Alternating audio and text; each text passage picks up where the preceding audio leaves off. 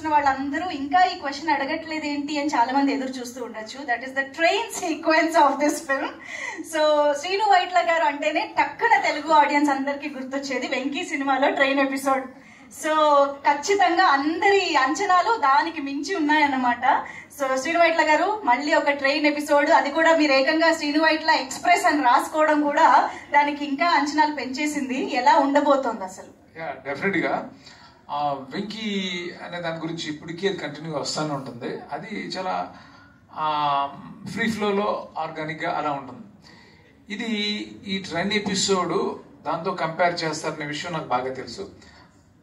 Content గా అంటే కథలో ఉంటుంది, ఇది బేసిక్ గా కథలో ఉంటుంది, ఒక పర్పస్ ఉంటుంది, ఏదో కావాలని పెట్టింది కాదు.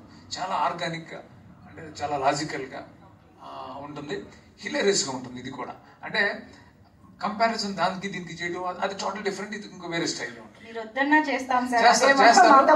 చేస్తారు, హిలేరియస్ గా ఎంటర్టైన్ అవుతారు.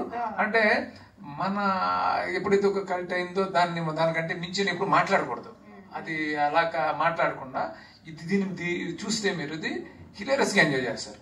అంటే ఇందులో వచ్చేసిన ప్రతి యాక్టర్ అది చూసి మళ్ళీ డబ్బింగ్ లో మళ్ళీ ఒకసారి చూసుకుని మళ్ళీ వేసుకుని చూసుకున్నారు, అర్థమవుతుంది. సో వెన్నెల కిషోర్